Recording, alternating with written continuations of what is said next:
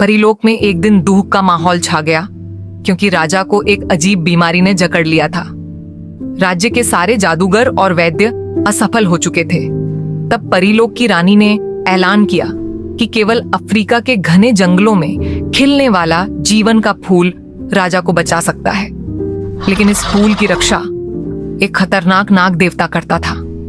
रानी ने सितारा परी को बुलाया और कहा, हमें तुम पर भरोसा है। ये मिशन आसान नहीं होगा, लेकिन तुम्हारी बुद्धि और साहस हमें यकीन दिलाते हैं कि तुम सफल होकर लौटोगी।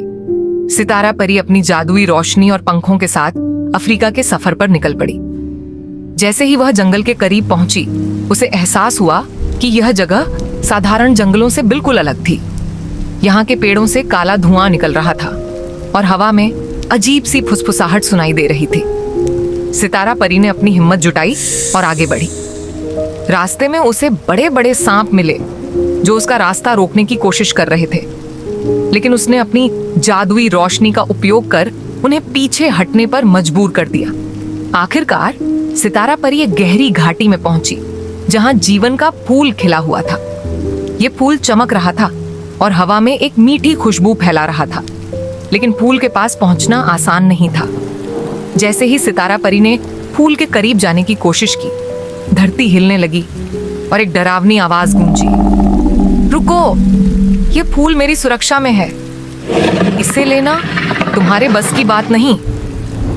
ये नाग देवता था, एक विशालकाय सांप जिसका शरीर सोने की तरह चमक रहा था और आंखों से आग की लपटें निकल रही थीं। नाग देवता ने सितारा परी पर हमला किया, लेकिन वह अपनी जादुई रोशनी से खुद को बचाती रही। नाग देवता ने अपनी पूंछ से जमीन पर जोरदार वार किया, जिससे भूकंप सा महसूस हुआ, लेकिन सितारा परी हवा में उड़कर उसके हर वार से बच निकली। सितारा परी ने हिम्मत करके कहा, मैं यहाँ किसी को नुकसान पहुंचाने नहीं आई हूँ। ये फूल केवल हमारे राजा की जान बचाने के लिए चाहिए। नाग देवता ने गुस्से से कहा, यह फूल केवल वही ले सकता है जो मुझसे लड़कर जीत सके।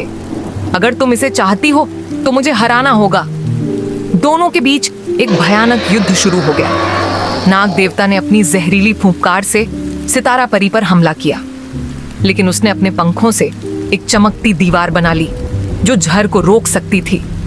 फिर नाग देवता ने अपनी पूंछ से सितारा परी को जकड़ने की कोशिश की, लेकिन उसने अपनी जादुई रोशनी से खुद को आजाद कर लिया। सितारा परी ने अपनी जादुई छड़ी से एक तेज रोशनी का गोला बनाया और उसे नाग देवता की आंखों पर फेंक दिया।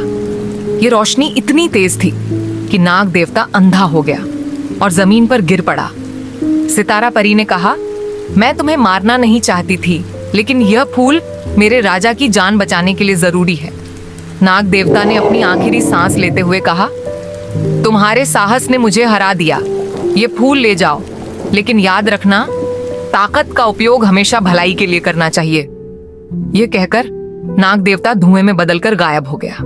सितारा परी ने जीवन का फूल लिया और परीलोक वापस पहुंची। उसने फूल राजा को दिया। फूल की खुशबू से राजा तुरंत ठीक हो गए। पूरे परीलोक में खुशी छा गई और सितारा परी को नायक का दर्जा दिया गया। अंत यह कहानी हमें सिखाती है कि साहस, बुद्धि और सच्चाई के बल पर सबसे बड़े खतरों को भी हराया जा सकता है। सितारा परी ने यह साबित कर दिया कि सच्चे इरादों से नामुमकिन को भी मुमकिन बनाया जा सकता है।